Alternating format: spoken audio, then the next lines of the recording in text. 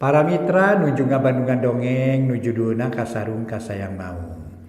Ye dongeng karangan Kiliksa ayeuna teh para mitra nincak bagian ka 37 para wargi. Aduh, teu karaos 37 episode we nya para wargi dongeng kasangakeun mugi-mugi tiasa nyugemakeun etang-etang hiburan pangbeberah mana. Mangga atuh para wargi, ai kasebat usum-usuman cenah para wargi. Naon cenah anu sebat ieu teh para wargi sasalad usum sasalad cenah para mitra nyaeta seueur panyakit anu nular kitu nya. Aya penyakit cacar teh penyakit naon teh tapi da ieu mah nya tos tiasa dicegahnya. Monya pemerintah cicingeun bae atuh ningali rakyatna keuna ku penyakit anu nular gitu. Kamari Covid nya para wargi, Covid mah sadunya atuh. Malih cenah cek beja mah aya nu ngahaja-haja cenah nyeun penyakit ya. Bari manehna cenah nyeun ubar, nepi ka ubarna cenah laku cenah kitu cek beja gitu. Duka teh teuing nyanteuna mah nyangakeun bae ka pihak nagara anu nalungtikna. Mangga para mitra dongeng anu judulna nyaeta Kasarung Kasayang Maung karangan Kiliksa. Dina bagian ka-37 urang lajengkeun wilujeng ngadangukeun.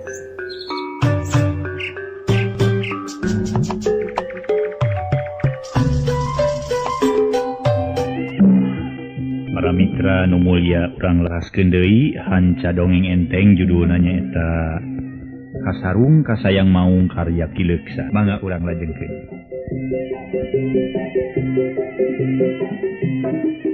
Harita para mitra sadaya, dina omong-omonganana palebe ngandung pertanyaan anu baris kudu dijawab ku si Sarim. Tah, lamun jang Sarim ditanya kitu, rek kumaha ngajawabna? Cik palebe bari ngareret ka si Sarim anu keur ngeluh tungkul bari ngadedengekeun caritaan bapalebe. Barang ku palebe ditanya gancang cengkat sarta pok ngajawab. Nya ku abdi teh bade dibaler kieu palebe. Da jaga mah abdi teh geus jadi aki-aki pengintennya. Tenten bade nurutan suantan aki-aki abdi teh kieu. Kieu geura yeuh palebe yeuh. Oh inju eta kabeh bener pisan anaking. Lepat palebe sanes anaking. Kieu geura yeuh. Inju eta teh kabeh bener pisan inju king. Pala baheula mah buyut hidup oge tukang susumpit ngalahan manuk di leuweung. Bawa hidup tukang lintar ngalalauk di walungan. Tak kitu walaran abdi teh palebe. Tapi da jaga upami abdi parantos gaduh inju. Sigana kitu urangnya cek si Sarim bari nyengir kuda nyengsirikeun omongan sorangan. Oh, nya syukur lamun jang Sarim geus boga pijawabeun mah.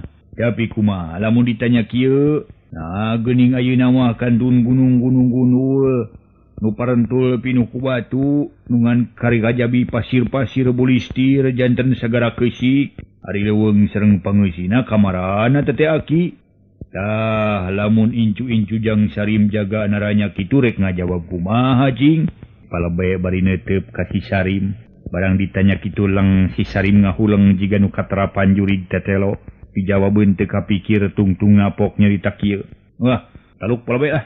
Manyangakeun kumaha palebe? Jawab si Sarim bari nyamprakeun leungeun, namprakeun dampal leungeun ka hareupeun palebe atuh cakakak palebe nyeungsirikeun kalakuan si Sarim teu lila pok nyarita.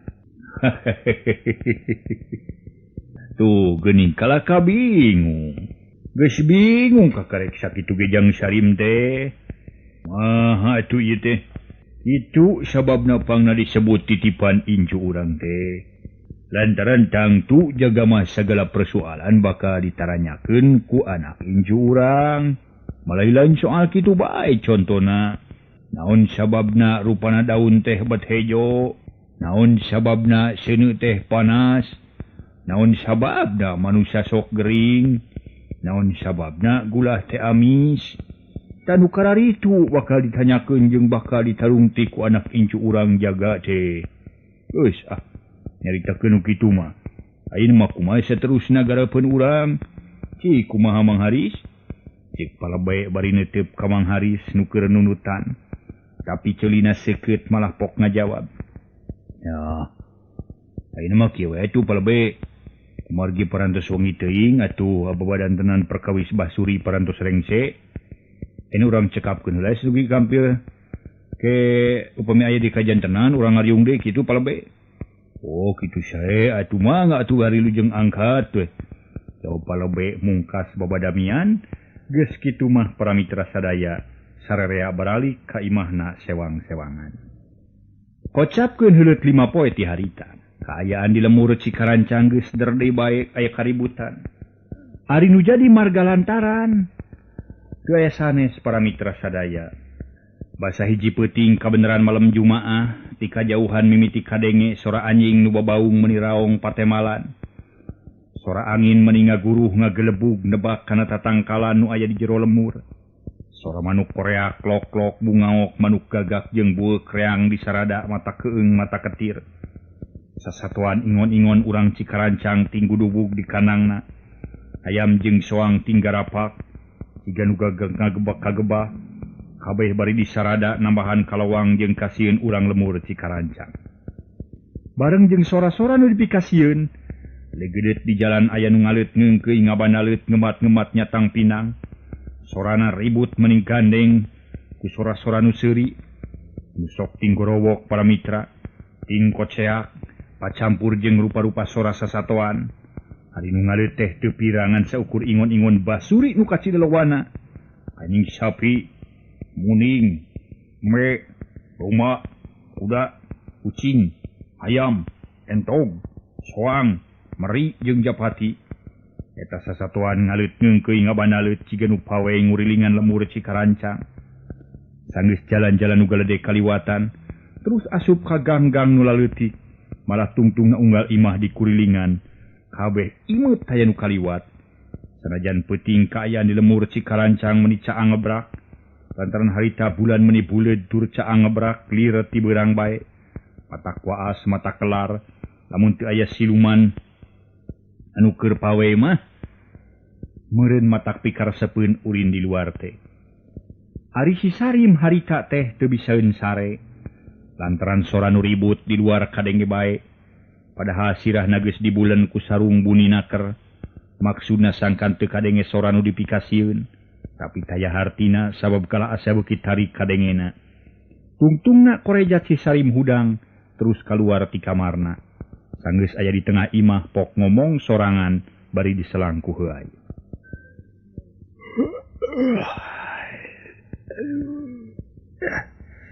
Dinya dengan ribut jeung ribut teh ieu mah. Kira-kira hajempeuna Cikarancang teh atuh.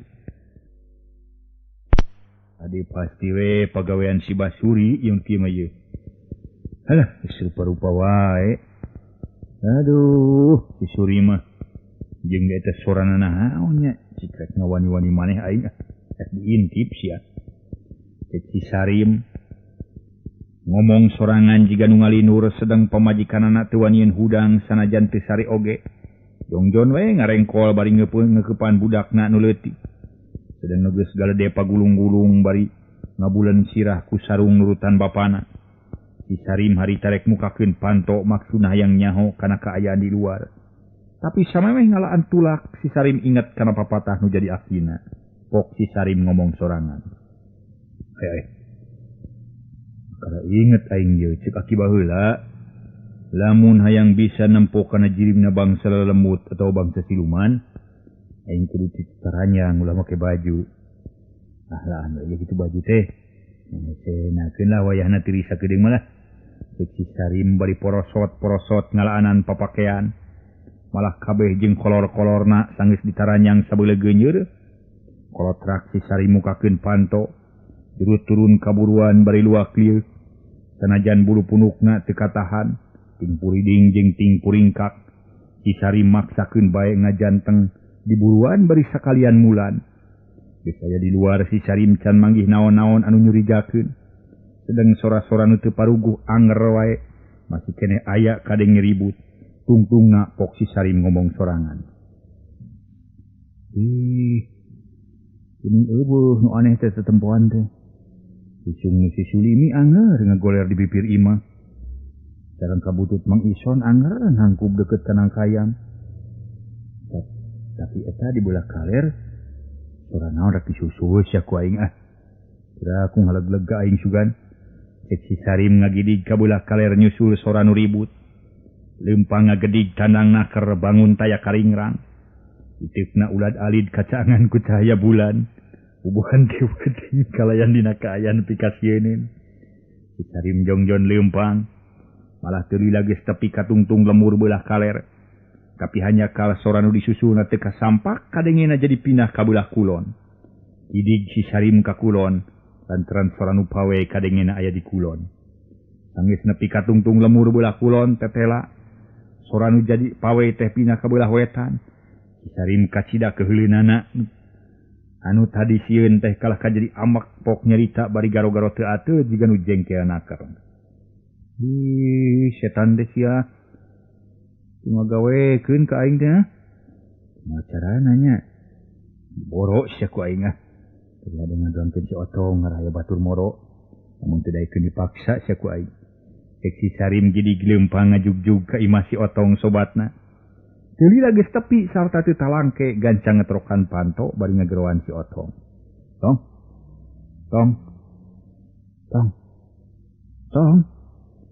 tong udang euy cek si Sarim bari hantam ngetrokan panto teu eureun-eureun ari si Otong da puguh sarua teu bisa sare teu hese digeroan terus ngorejat udang bari rek ngagorowok ne malah nu ngageroan gancang dibakem ku pamajikanana kada keheuleuan si Otong pok nanya ka pamajikanana ari maneh naon kudu teh kami rek sapok-pokeun ngomong dibakem ku maneh teh maaf ya cek si Otong bari molotot ka pamajikanana tapi ngomong nalalaunan teu wani tari ulah kawangah Kang Otong cing inget Kang depan itu tengah peuting saya coba tikitu keur aya dina kaayaan pikasieun malam nu ngageroan teh siluman cita basuri pan cilaka meureun urang teh matak ulah rusuh teuing nyamalanana Kang dedengekeun heula sing yakin loba pamajikanana bari neuteub seukeut ka si Otong bangun kacida hariwangna hari si Otong pok nyarita ciga nu kaduhung kuampura we kami tak tujikan teu asak pikiran di lantaran ngageroan teh da suara si Sarim ngageroan teh matak gancang rek ditemalan untung maneh ngaburu-buru ngabejaan euy lamun teu cigana kami teh ayeuna palias teuing tapi cek si Otong bari ngabiri gidig nyeklan punukna pamajikanana pok nyarita deui ayeuna mah dengekeun heula nu yakin lamun geus yakin Kang Sarim kakara cek pamajikan si Otong nyarita rada tarik saeutik atuh kadengena hawar-hawar ku si Sarim pok si Sarim ngageroan malah ditarikeun ayeuna mah Otong uing mah lain siluman euy si Sarim sobat maneh tong buru-buru buka panto euy dewek kiri sieu si Sarim bari ngoetan bili si Otong tibatan ngajawab kalah murungkut bari ngadegdeg pulu-pulu karasa mimiti ting puringkak sabulu-bulu jajantung ngatatag ngadadak ratug tutunggulan dan manggih kareuwas si Sarim jadi keheuleuan pok ngomong deui Tong kira aku maneh tega ka uing euy buru-buru buka panto tong uing aya perlu nu kacida pentingna ye nah hajang hudangkeun maneh teh lantaran dititah ku palobe sok buru-buru euy bisi diduruk sia imah teh ku lain ku aing ye cek si Sarim rada heuras si Otong rada reuwas sok sieunnya si Sarim wani ngaduruk imah dengkeun sora-sora nu ribut anger wae kadenge beuki rame kalayan teu bebejak ka pamajikanana orejat si Otong hudang terus muru kana panto hareup sanggeus tepi tuluy noong tina selasa bilih barang breh tetela kaayaan di luar caang ngebrak kawas ti beurang sarta si Sarim kaciri keur ngajanteng bari taranyang kawas bolon kebeg si Otong ngaranyug bakat ku kaget tapi sanajan rada sieun maksakeun nanya ka si Sarim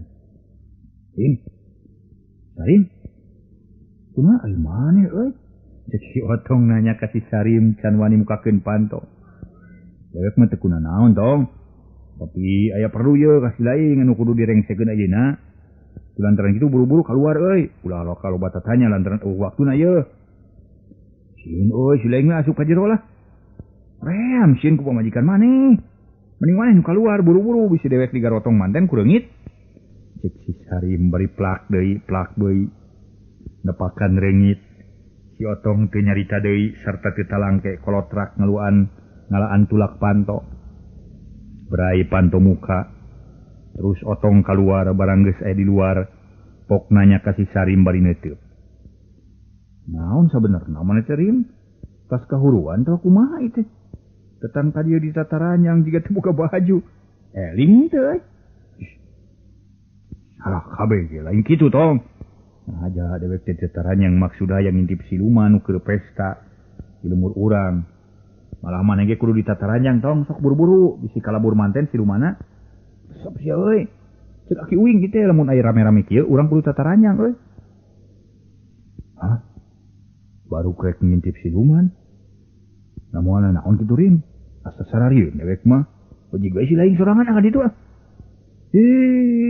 matak ngajak si lain ge teu bisa ku sorangan lantaran di udag ka kaler lompat ka kulon di udag ka kulon aya di wetan lamun kuduana bisa diboro uing ka kaler maneh ka kidul terus maju nuturkeun tina datang sora teu kudu sieun moal naon-naon asal kudu ditaranyang kawas dewek we jeung dina paehna ge urang mati syahid atuh euy lantaran ngabelaan ketentreman umum cek si Sarim bari cakakak seuri bangun taya karinggrang sakitu aya dina kaayaan sieun si Otong jadi kabawa wani malah kalayan teu loba carita terus ngalaan pakaianana ulutud sanggeus beres pok nyarita semu gagah pisan ayo Rim atuh indit ah kudu ka mana dewek ngudagna maneh kudu ngudag ka kidul tong uing ka kaler lamun geus tepi ka sisi lemur terus mapai ka kulon lamun ka kulon teu kapangi balik deui ka wetan nepi ka sisi lemur belah wetan kitu jeung kitu we makar di arti makar Rim tapi tempo tu kumaneh dipipir imah palebe tuh ih naon nya si Otong bari nunjuk ka palebah imah palebe nu kabeneran ka tempo tapi kulantaran rada jauh teu pati sidi nu kaciringan ting rigigna we wungkul ting rarigigna wungkul sajongjongan masih Sarim jeung si Otong teu ngaromong anu neuteub seukeut ka imahna palebe sanggeus rada lila pok si Sarim ngaharebos deui tong kabeneran euy teu kudu hese neangan urang deukeutan yu lantaran ti dieu mah teu pati sidik ngan saukur kaciri saware cek si Sarim bari nungtun leungeun si Otong tapi nu diajak indit candaekeun kalapok nyarita wah di dieu we tulah rada sieun dewek mah teu pugu atuh aya kitu ngan saukur kaciri itu mah ayolah urang sidikeun ngarayakin nah eta teh manusia yuhi sato setan tawa siluman lantaran tuh sidikeun kumaneh belempang pangheulana rada aneh euy urang sampeurkeun cek si Sarim bari metot leungeun si Otong kapaksa nurut kana kahayang si Sarim padahal hatena mah murengked bakat ku sieun bujur karasa kokoplokan kulit beungeut asa kandel sedeng bulu punuk ting puriding pul harudang kabeh untu noroktok jiga nu kabulusan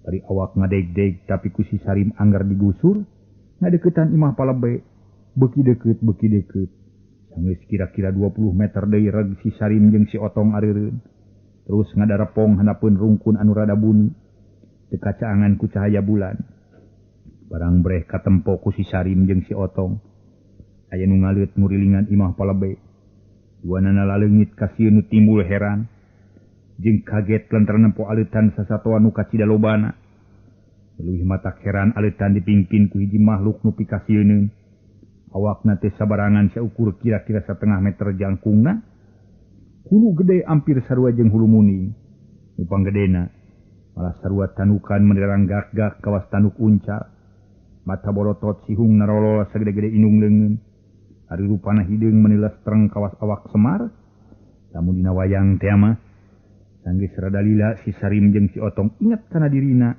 pok si Sarim nyarita tapi panon mah anger neuteub kanu keur pawei tong lamun dikira-kira cek pamikir maneh nu kitu patut teh makhluk naon euy nah hajina atawa ganarwo cek si Sarim bari noel ka si Otong kalayan panon teu ngiceup nempo kanu keur ngaleut ngurilingan imah palebe ari nu katoel bet kabeneran iteuk ngagantung krupum si Otong merejat bakat kurewas sok sieun dipacok orai bari ngorejat pok si Otong nyarita jauh sia ngareluas mane sugan teh baso dewek anu macok nya naon tadi Rim cik balikan dia tadi teh kadenge euy lain mah teramahi sakali ditanya teh ukakeun atuh ceuli teh ari nu keur ngaleuh teh jin atawa ganarwo kitu pertanyaan dewek teh nu kitu tama lamun nurutkeun dongeng mah euy dina sebut jin jarang keneng teh euy nya jin jarang keneng jeung jin jarang keneng meureun nya antara kaciri gede hulu kalawan aya tanukan kitu cek dongeng mah ya ulah cek dongeng atuh lantaran ieu mah aya dina hareupeun urang bungkeuleukeunana jadi kudu yakin cek saha anu sabenerna ieu teh sabab ieu kajadian teh kudu buru-buru dilaporkeun ka Mang Lebe atau Mang Haris batak kudu yakin ngarah teu hese nyaritakeunana lantaran cek pamikir uing mah lamun aya kajadian serupa kieu lain PHD-eun euy tapi tangtungna bakal ngabolukalkeun goreng cek si Sarim dari jero hatena mah ngagurat rasa hariwang lantaran sakolebat inget kana carita anu jadi akina lamun bangsa siluman boga niat jahat ka manusia sok ngider ngawut-ngawut panyakit ngawur-ngawurkeun panyakit itu di si Sarim boga pikiran kadinya si Otong asa diingetan gancang manehna nyarita ka si Sarim udah nyaho makhluk nu kitu rupa teh tina dongeng Rim matak disebutkeun we cek dongeng lantaran cek nu sejen mah da can ngadenge nu pasti mah lantaran nu kaasup bangsa lelemut kasida lobana aya jin aya setan aya genderuwo aya kelong aya kunti jeung sajabana ari makhluk nu keur dihareupan ku urang mah ting naon tah ngaranna tah ari cek maneh naon Rim cek uing mah euy teh siluman cocokan basuri euy cocokan basuri Cila kamu kitu mah atuh Rim euy urang kudu buru-buru laporan ka Mang Haris ayo Rim mengpenu keur pesta ngaleut aya keneh ayo lah tapi kudu aya nu naringakeun saurang euy lantaran lamun diantep bisi kalabur sabuat urang ka Mang Haris teh sok maneh daguan di dieu tong uing rek ka Mang Harisnya amun sorangan sieun kumaha mun dewek digarotong ku para siluman kumaha bareng we ka Mang Haris teh Rim ku ipis buri silaing menghirup teh koslin lalaki we dasar bitina naon lah anu kieu tong lumampah jeung nu ngaran si Sarim teu kudu bingung lantaran uing loba akal carana kieu kulantaran Imam Mang Haris teu pati jauh sajabat ti kitu ka imah palabe tetep katempo kabeneran beuki cahang aya urang nit babarengan tapi leumpang kudu patongong-tongong maneh yang hareup ka imah palabe uing yang hareup ka Imam Mang Haris terus maju lalaunan mulu ka Imam Mang Haris tah ku jalan kitu kabeh pagawean bakal kapigawe kuduaan siluman katingalikeun nya katalingakeun ka Imam Mang Haris oge kapigawe kahartin teu cek si Sarim ngatur siasat sangkan teu pahiri-hiri si Otong mending ngabarakatak seuri tapi dipengkek minta kuku sekan ngawas nu gadung teu lidapok nyarita geus satuju Rim lah tetela euy rada encer boga polo teh maneh mah euy ya ulah mikeun waktu teu puguh cek si Otong terus nangtung lalaunan ari si Sarim teu nyarita deui terus we ngadekeun tongongna kana tongong si Otong teu lila duanana geus maraju ngajugjug imah Mang Haris leumpang diatur salengkah-salengkah ngarah teu pasalia lamun heug kajadian kitu teh ti beurang tangtu matak disurakan ku barudak lantaran dua kolot kitu peta bari jeung ditataranjang tapi si Sarim jeung si Otong teu mikir nepi kadinya duanana jarongjon ngalaksanakeun tugas sewang-sewangan si Sarim nempok tincakeun jalan ka imah Mang Haris sangkan teu nyasab si Otong panon ningalikeun para siluman nu keur pawe ngurilingan imah palebe sanggeus tepi kanu dijugjug pok si Sarim mere komando Tong geus tepi ayeuna mah euy duh capek euy leumpang bareng mah euy ngamatak euy lamun anu ngajak leumpang bebarengan ulah daek ke moy ini keras saripuk kieu lah tapi tong lomba biceun waktu ya sok buru-buru hudangkeun Mang Haris ngarah tereh beres pagawean jeung tiris dewek teh lah jabareungit peni ieu meuni lah napuk kieu kana beungeut buru-buru Rim cek si Otong marentah ka si Sarim Si Sarim ge teu talang ke gancang ngadeukeutan panto imah Mang Haris. Ari si Otong ngajanteng di buruan nalingakeun ka palebah imah palebe. Sedeng si Sarim pok nyarita bari ngetrokan panto. Punten. Haris? Haris? Punten.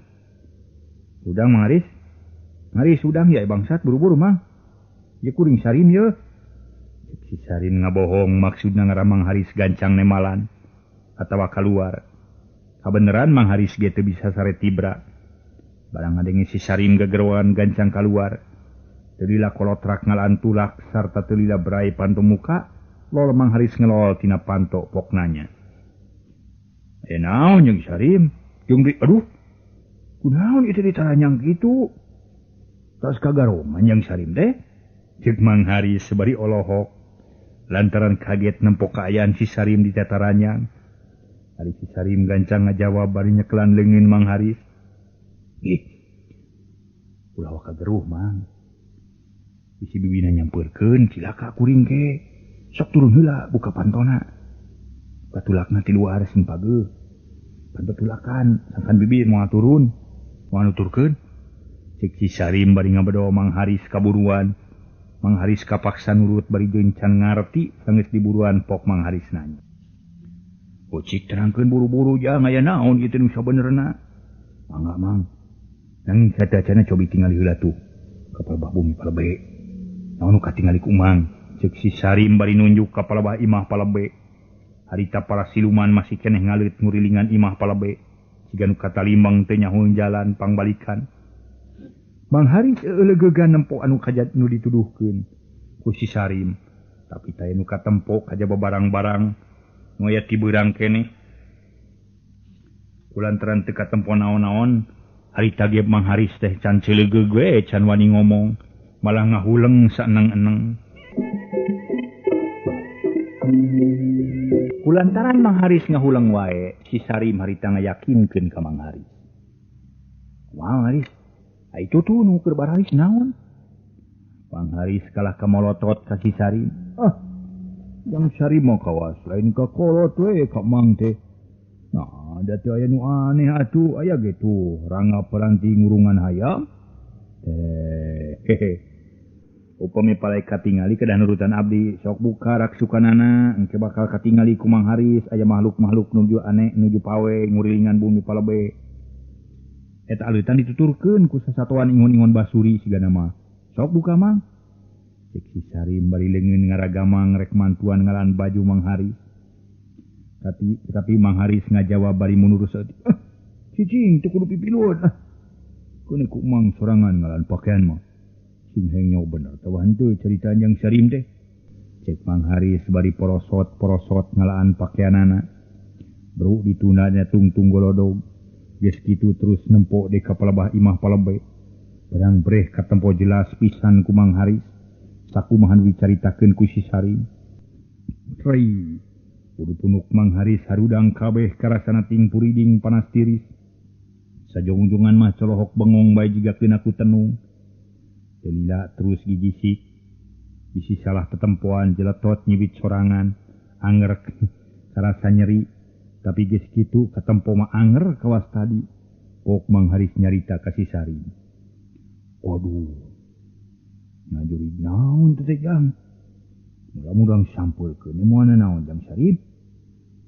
Cek Mang Haris bari ngaragamang deui kana pakaianana.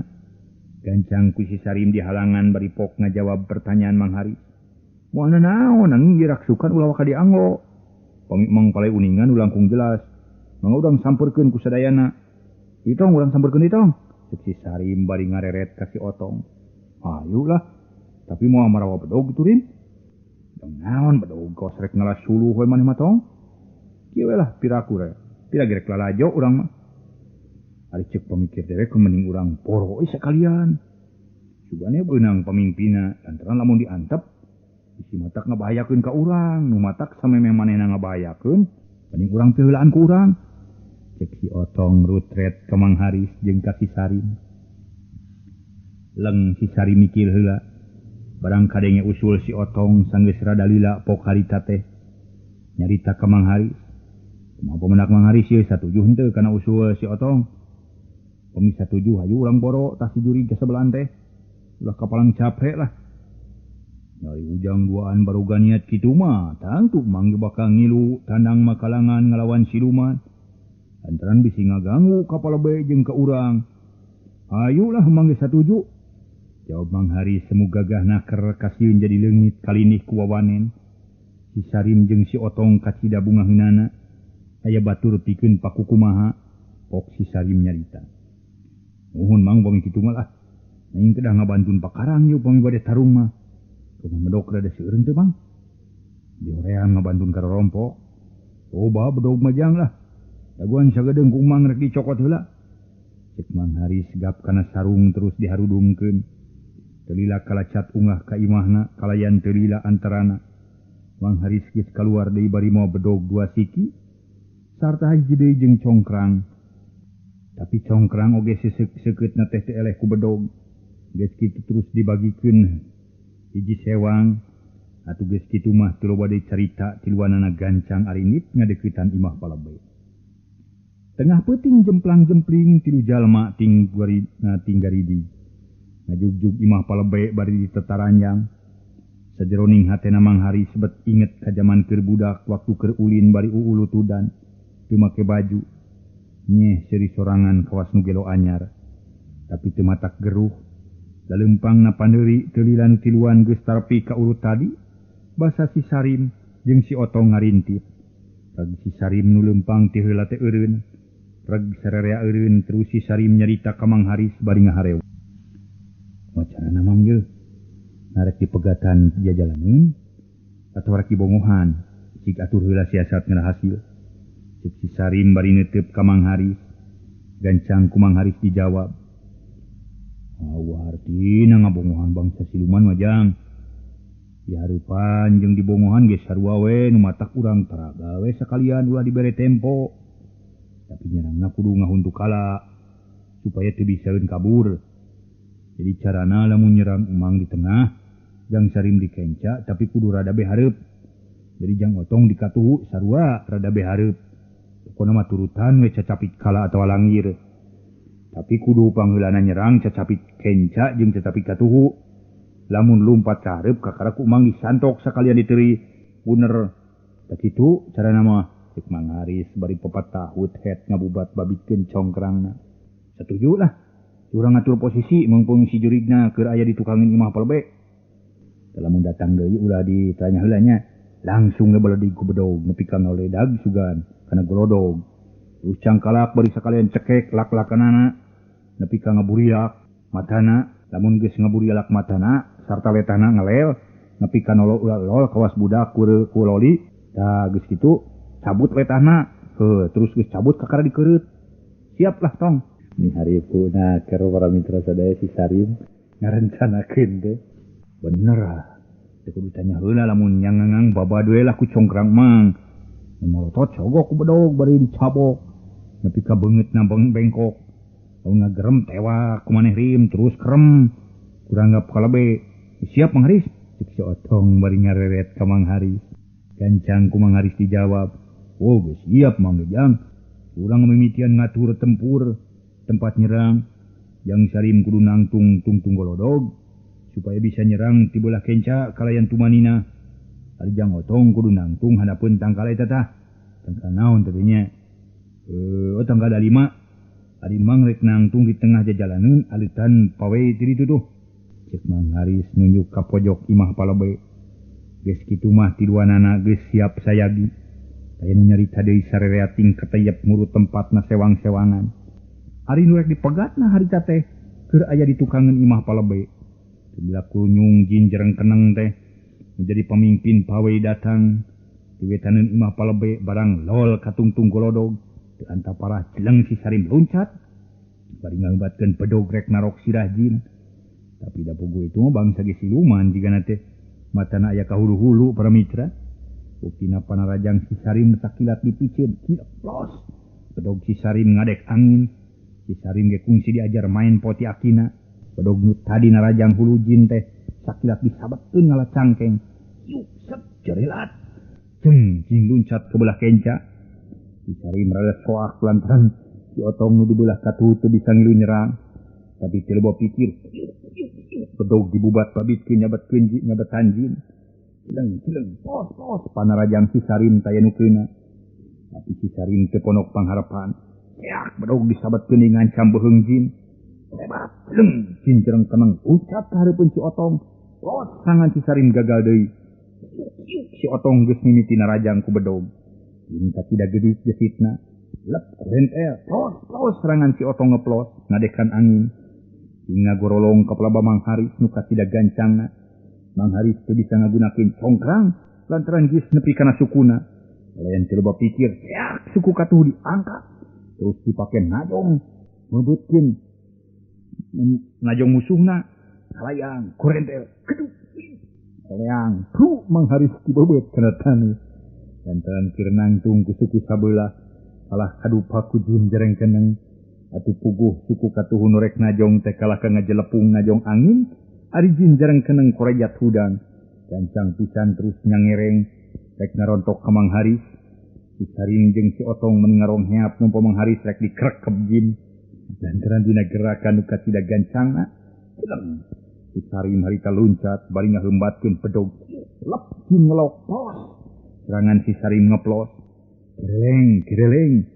Jin gogorolongan ngajauhan si Sarim. Tapi si Otong gesit keur ngagereleng disampakeun ku sabetan pedog. Ngahiuk bambaraan. Kurente, cekok. Dua sabetan nyayang detak-tak jin. Jerit jin jarang keneng teh. Ngajerit tarik pisan. Sorana ngirung mata kukurayeun. Bani segala pedong siang. Awas ya. Ngasakin mamalus ngain sih. Jin jarang keneng bari ngorejat hudang. Gancang pisan terus nyangereng. Rek ngarontok ka si Otong. Tapi untung Mang Haris geus hudang deui. Barang nempo si Otong rek dirontok jin gancang congkrangna dihormatkeun. Maksud rek ngababad beuheung jin. Tapi para mitra. Hanya ka para mitra. Waktosna saya panggakana gede ngasoya. Aduh capek ya. Tah, pengasok kaget para mitra. Dina punuk jin aya jiga aya panonan. Lantaran sakitu diterajang si tukang gitu boleh nyahun. Malah hari tagis kurentea. Jin ngagorolong deui. Congkrang Mang Haris nancem. Dina tanu. Tungtung nama jin jereng keneng teh pada ngadek. Pada narok kutiluan. Gorolong kaditu kurentea kadieu. Jeleng kakidu, jeleng kakaler. Tapi hantem diboro kutiluan. Hari para pangiringna. Hari takene bubar katawuran paburisat kemana-mana. Sorana beuki rame ting jererit ting kocak. Sora satu gede ting beretak lalumpatan ngajauhan anu tarung. Ari nu baroga jangjang kayaning hayam, meri, entog, soang, ting garapak bari disada menirea. Para mitra sadaya nu ngepung jin beuki lila beuki rame. Tapi sakitu geus loba nu tatu jin jarang keneng kedekeun rubuh. Sedang ngepung ampir-ampiran kabeunangan. Lantaran jin kalah kabuki galak atau kapak Mang Haris jeung duaan ting garero silih bejaan lamun kabeneran manggih bahaya. Sora nu labuh jeung ti bebeut meni blag-bligbug pasrang jeung nu ting aradu. Atuh puguh para mitra sadaya, si Sarim jeung si Otong geus barared. Ulairan mani kesang awak meni kalotor lantaran minang labuh kegaya bagah gagayahan dina tanu. Mang Haris gitu eleh ripuh dasarua minang tiba beut kabantingkeun. Wir jeding tarang bancunur ari congkrang geus pinuh ku taneuh lantaran minang narajang teu mawa hasil. Di waktu Mang Haris mikir jeroning hatena bari molotot mencerong ka jin. Sila kalamun kikieuan wae mah atuh. Dina bakal paeh teu bupuguh ye. Nyaho sia moga make pakarang sia. Dewa ku aing jin si kasebelande. Mang Haris sok nuna congkrang di kolong imah palabe. Geus kitu Mang Haris nyarita ka si Sarim jeung si Otong. Sorang aja tarik sangkan kadarengeun. Ada nu heula jang? Tuna bedogna jang. Ye jin ka sebelah teh urang ewak hirup-hirup. Sabab terus-terusan kieu moal aya monyet hideungna we. Cek Mang Haris bari tetep mencerong kana jin. Lantaran bisi kabur manten. Si Sarim jeung si Otong karageteun ngadenge komando Mang Haris. Tapi kulantaran teu aya waktu keur tatanya kapaksa narurut keleweng duanana ngalung-ngalungkeun bedog rada jauh sangkan ulah kapincak Sanggeus teu marawa bedog pok si Sarim nanya. Nah terus nama ngarek di rejengan wae gitu. Ulah di jarauhan yang, rapetan deh. Rapetan ngalah ulah loba gerak. Sok maju ulah di jauhan.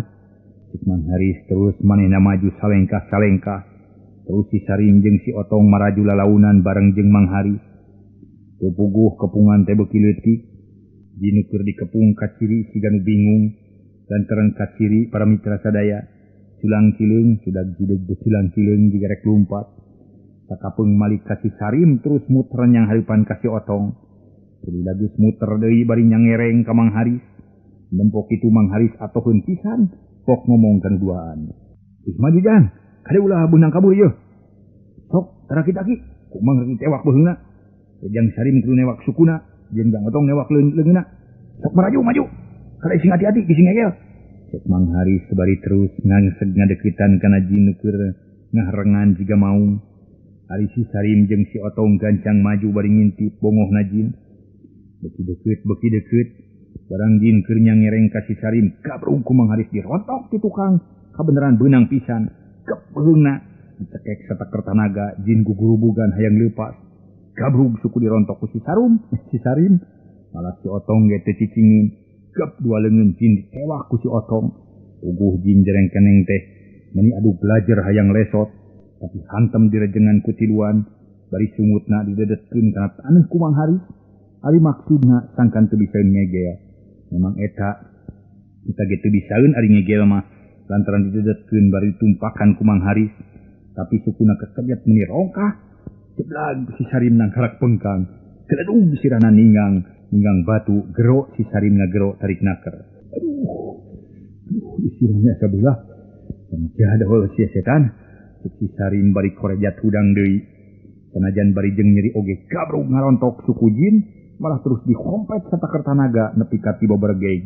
Tapi jin jerengkeneng masih kacida gagahna. Tanaga naningan tanaga kuda.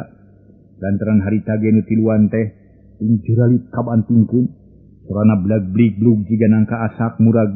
Tapi leungeun anggeran nyarak kelanjin jerengkeneng. Atuh tungtung nama kurudug ka kaler, kurudug ka kidul, pagulung-gulung tiluan bari ngarejengan jin. Sora ribut blag-blig bleg mata ganeng. Pawantu kaayan tengah peuting nu keur meujeunna simpe jempling. Ari nu boga imah harita nu keur ngarariung di tengah imah teh. Bari ngadedengekeun sora nu ribut palebe jeung anak pamajikanana. Tu bari saeun sare sakerjep-kerjep acan lantaran kaayaan kacida ganengna. Turu pikasieun. Tapi sanggeus lila ngaharulang bari ngadedengekeun anu ribut di buruan. Palebe mimiti boga rasa curiga pok ngaharewos lalaunan ka pamajikanana. Bantuan ngadedengekeun ribut di luar teteh. Nah itu teh suraju. Gatawa manusia kitu. Lantaran didenge-denge teh ti tadi bet kawas aya nu wawuh sorana. Malah kawas-kawas sora Mang Haris dibaturan ku si Sarim jeung si Otong. Ya buakeun ngepung bangsatnya.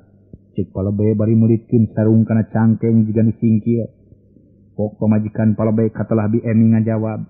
Terus Bapak, sobi atuh tempo ka ditu lantaran teu jiga-jiga sora juri ayeuna mah. Bisinya nu keur ngepung bangsat. Jawab bi emi bari neuteub ka palebe nu harita geus nangtung rek kaluar. Tapi sameme mukakeun panto waktosna kabujeng teh.